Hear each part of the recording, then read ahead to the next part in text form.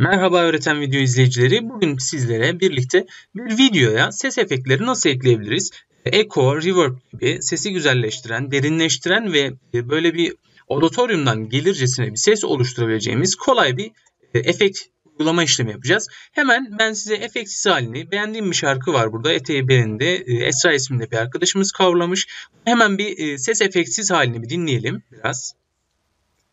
Geliyor bak, kalem kaşlı, eteği belinde güle takmış, Evet, bu efekt eklemeden önceki hali. Şimdi VideoPad editör yazılımımızla bu videomuzu bir açalım. Üzerine sürükleyip bırakıyorum.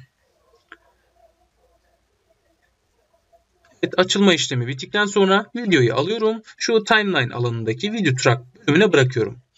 Daha sonra video track bölümüne sağ tıklayıp buradan Link from Audio diyerek sesi ve videoyu birbirinden ayrı objeler haline getiriyorum. Şimdi ses kısmına sağ tıklayıp efekt diyorum. Şimdi ben burada iki tane efekt uygulayacağım. Reverb ve Echo. Echo'ya tıklıyorum. Buradaki gain kısmını 30 yapıyorum. Daha sonra ikinci efektime geçiyorum. Reverb efektimi ekliyorum. Daha sonra burada wet gain kısmını eksi 25'e kadar düşürüyorum. Dry gain kısmını da eksi 2'ye kadar düşürüyorum. Şimdi ben bunları tecrübe ettiğim en ideal ses ayarlarına getirdim. Siz kendiniz farklı ihtiyaç zevklerinize göre bu efektlerle oynamalar yapabilirsiniz. Şimdi bir de oluşturduğumuz efektli sesi dinleyelim arkadaşlar. Kulağa nasıl gelecek? Geliyor bak, kalem kaşlı, eteği belinde güle takmış,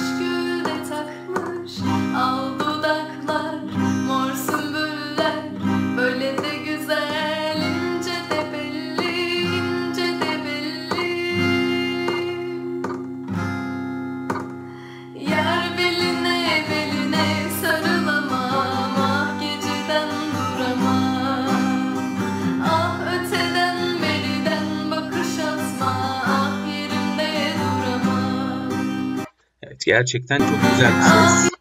Bu şekilde VideoPad Editör Profesyonel programıyla efektlemeler yapabilirsiniz sesler üzerinde. Şimdi bunu nasıl çıktı olarak alacağız? Hemen şuradaki yukarıdaki Export Video File seçeneğinden hemen şurada çözünürlük kısmından 1920'ye 1080 YouTube ayarına getirerek kayıtladığınızda arkadaşlar videonun tekrar bittikten sonra seçtiğiniz dizine geldiğini göreceksiniz.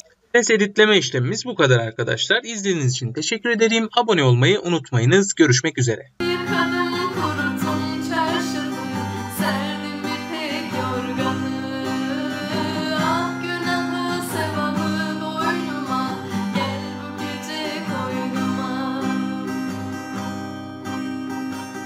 Dedim ona